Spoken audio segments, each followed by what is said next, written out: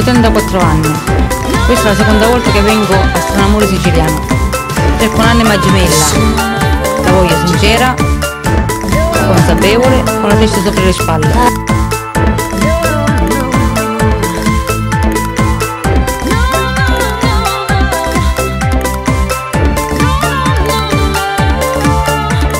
Fino adesso non ho potuto trovare a nessuno, ma spero di trovare qualcuno che mi sa capire e soprattutto corrisponda alle mie richieste. Io sono una ragazza semplice, educata, molto pulita, rispettosa, gentile, coccolona e mi piace volere bene a chi mi vuole bene.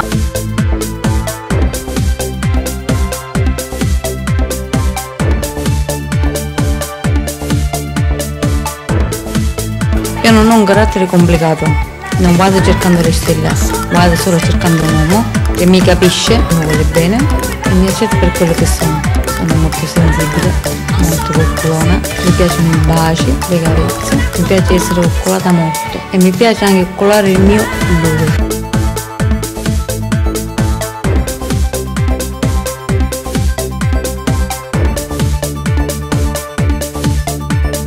Adoro godermi la vita, sono un'ottima casalinga, so cucinare, so badare alla casa e soprattutto so tenermi a lui. Adoro la fedeltà, per me la fedeltà è una cosa importante. Non mi piace essere presa in giro, mi piace la sincerità e mi piace essere sempre contenta nella vita. Non pretendo niente, voglio uno che mi rispetta e voglio sempre la felicità. Per me un rapporto di coppia è importante la fedeltà, rispettarsi a vicenda è una cosa importantissima e ci deve essere per volersi bene e continuare, almeno per me.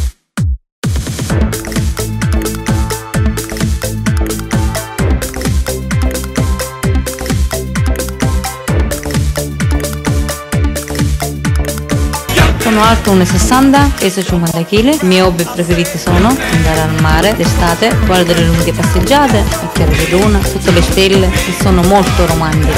Le mie canzoni preferite sono Carmelo Zappulla, Gigi D'Alessio, Mario Merola e Nino D'Angelo. Mi piace essere amata, rispettata, non solo coccolata, ma rispettata. Mi piace essere veramente rifugiata, normale.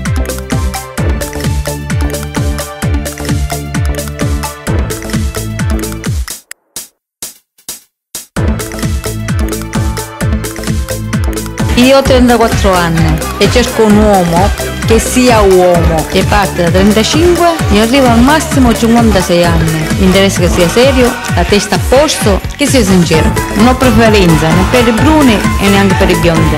Per tutti quelli che mi vogliono contattare possono farlo chiamandomi al mio cellulare che state vedendo alla televisione.